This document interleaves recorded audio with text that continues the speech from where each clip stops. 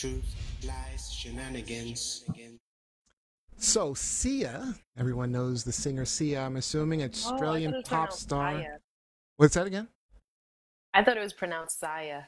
I believe it's Sia. Sia. Yeah. So yeah, I believe it's Sia. That's what everyone calls her on TV. But Sia, the Australian pop star known for hiding her face all the time, she usually wears wigs that cover her face. She recently revealed that she got a facelift. This happened at the 5th Annual Daytime Beauty Awards in Los Angeles, where she was presenting an award to Beverly Hills plastic surgeon Ben Tilley.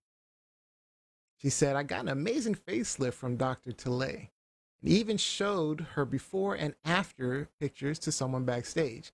Now, Sia has been open about her insecurities. She even wore a wig to create a little bubble for herself, as she calls it. She also had liposuction twice on her chin in the past. So the question is, wasn't Sia beautiful already? You know, should people, and then also, should people grow old gracefully and be happy with who they are? Or is plastic surgery just going to be the norm? I'm going to start with the lady, Gianni. What do you think? I think Sia was beautiful before. Whenever I saw her, she's the chandelier. She's a chandelier singer. Mm-hmm. Yeah, I always thought she was very just unique. She did cover her face a lot, so it was hard to really see her face, but her image itself I thought was beautiful. I thought she was beautiful. Yeah. And I think beauty's in the eye of the beholder. I think just as we get older, it's interesting. Like I'm still seeing, as I'm getting older, I'm accepting however I am naturally in general, but I kind of expect it. Thank you, Rob. I kind of expect it to be that way for people my age and older, because it's like at this time, we're just grateful to be alive. We're grateful to be sane in the brain. So I think that all this emphasis on plastic surgery and beauty, it is a matter of choice and what you want to see yourself as happy as. Like if you feel like there's no way I'm going to get this weight off and it would just help to get liposuction, go for it. I get it. But I think that like Sia, dang, Sia? I'm pretty sure it's Sia. Okay. I think that like Sia said, like her liposuction was a result of her insecurities. So it seems to me like a lot of plastic surgery comes from that, comes from insecurity as opposed to, I don't know, accepting. It's an industry that preys on insecurity, that thrives on insecurity. And they push it in your face. So it's almost like instead of the choice to accept or work on whatever you have, they're like, here's this fix. So I don't know. I'm not too crazy about plastic surgery, but I do have friends that have had. Would you ever get plastic surgery, Gianni?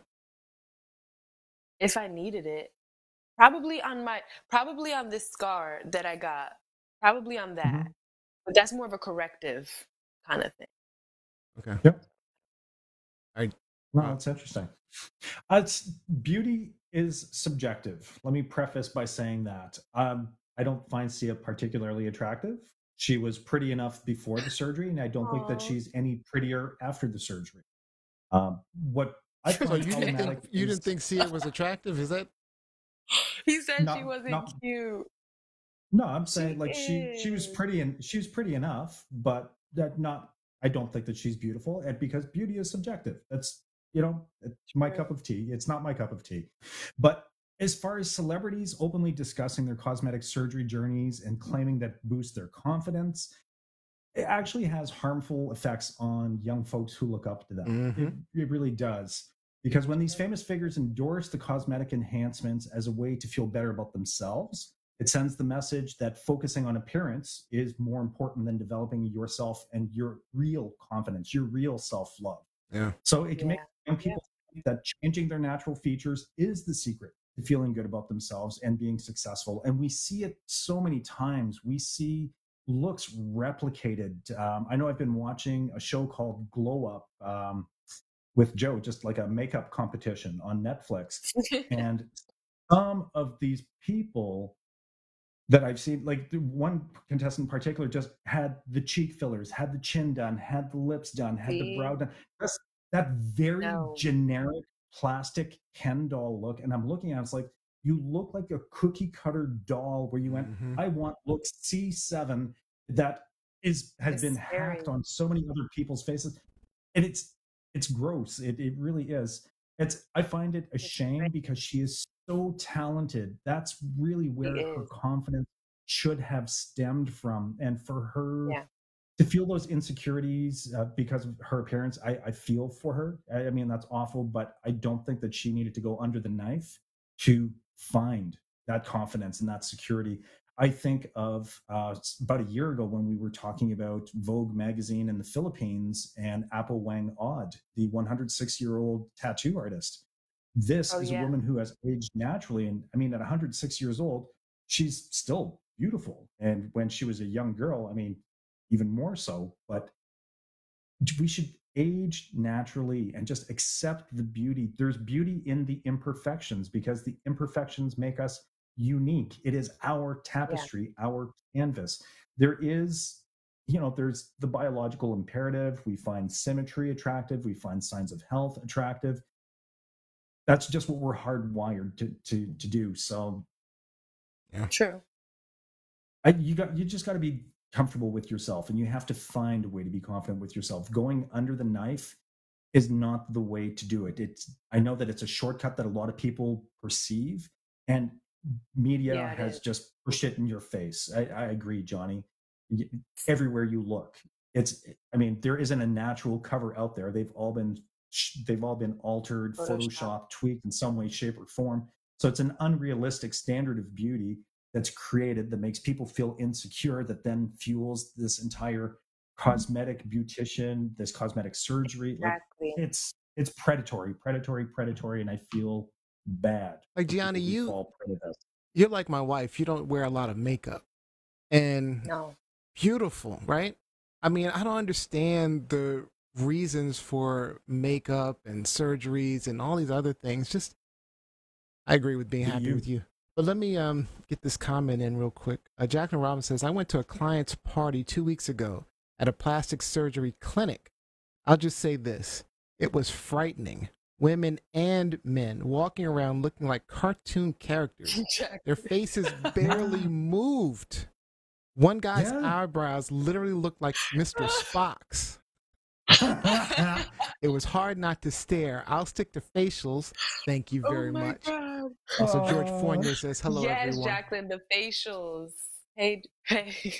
So look, George, the way I see it, there's valid reasons for plastic surgery, right? Imagine a car accident. Someone has facial scars. Gianni has a scar that she'd like to have fixed, or a mom who's given birth to triplets or something like that and dealing with a lot of loose skin, or people who've lost a lot of weight, a lot of excess skin, or someone who had a mastectomy, right, and opts for reconstructive surgery. I mean, real life-altering conditions, people who might be dealing with daily discomfort, pain, or an emotional toll behind all of that. So, but in cases like these where plastic surgery is about vanity, bazillion butt lifts, facelifts, liposuction, because you don't want to exercise. I get liposuction, but liposuction because you don't want to exercise? Come on. Right. Nose jobs, those balloon lips, those really frustrate me. Lip filler. Right? Yeah. Like I say, natural beauty is timeless. I think we're too obsessed with altering, what makes us unique. I see women with big noses, right?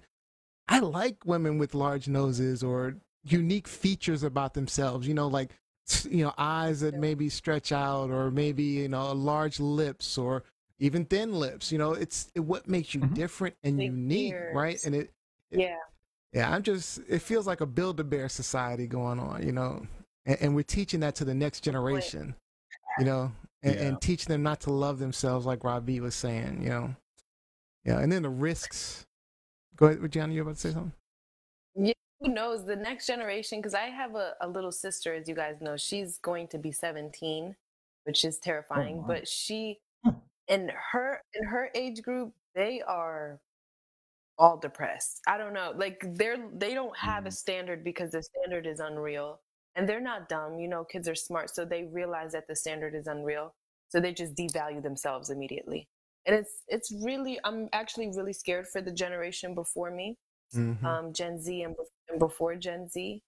But yeah, Gen Z has a lot of issues that we are really kind of putting under the rug a little bit. I mean, we all our generations had some really issues, but I think it's like mental. Yeah, I think especially mental health, I think it's going to get much worse. It's tough.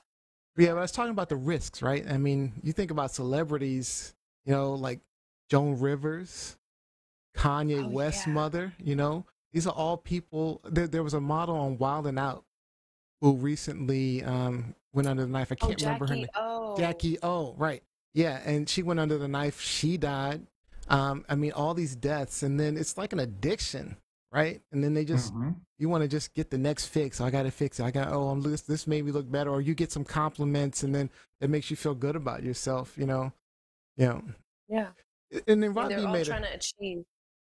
B made a comment that was along the lines of something I was thinking too. So, you know, there are people that I find unattractive. I didn't find Sia particularly attractive either, right? Oh, she is pretty. But for whatever reason, there were some unique features about her face that I did like, though. You know, that I did find attractive, right? But for whatever reason, it doesn't matter. That's not a them problem. It's a me and Rob problem, right? It's us. There's something wrong with Rob. No, it's not a problem. Everybody has preferences. A preference. Everybody has their own subjective view of beauty, and I'd like. But if you said you find her unattractive, that's different than just not finding her attractive. You said you found her unattractive, and there are people I find unattractive as well. That's a problem for me, finding someone unattractive, right? To say but the point is, I realized this one thing, right? I used to not be attracted to tall women. I used to find tall women unattractive. What? Until I realized I'm a fucking idiot, right? And it was my own insecurities. It was my own insecurities. It's what I grew up with. It's how I felt. Again, it's a me problem, right? So why did I not find them attractive? It was something with me, is what I'm saying, that caused me to not find them attractive. If it was something, even if it was like something I watched on TV that gave me a different sense of attractiveness, it's still a me issue. That's not a them issue. They just are who they are. What I find attractive is me, right? So, but if I had stuck with my stupidity, right, I'd have missed out on the most beautiful woman in the world, who is tall, wonderful, my wonderful wife. So, you know, again, that's true. Beauty's in the eye of the beholder. And sometimes when we hold these certain elements of people to be negative, if somebody has a big nose, oh, they're ugly. Somebody has huge lips, naturally, of course, they're ugly. You know, if somebody's really dark, they're ugly, right? Somebody's really light, they're ugly, right? And we hold that internally. Again, that's us. That's a us problem. That's that person's problem. We can't control what we look like, but how that person feels, that's on them. And that's what I'm saying when I say it's a me problem, Robbie. You know, I can't control what, if you don't think I'm pretty or I'm attractive or I'm handsome, that's you. I can't really change. I can, unfortunately, with all this stupid plastic surgery. But that's not what I need to be doing to make you happy, to make Rob B find me more attractive. Because I don't know, Rob B, you might not find me attractive. So. And I mean, quite frankly, my peacocking days are behind me. I have an amazing wife and partner. So, you know, I clearly did something well along the way. Somewhere along the way, I did something well because I attracted a woman of value into my life. And I recognize that, you know what? I think I'm pretty. My wife thinks I'm pretty. My mom thinks I'm pretty. But that's not the world's consensus. That's a them problem, Robbie. That's a them problem. You are beautiful. You are beautiful. Johnny, you are beautiful. Yes. And anyone who thinks differently, that's on them. That's their problem. Yes. All right. Period. Is this truth, lies, shenanigans? This is truth, but still shenanigans. Come on, Sia.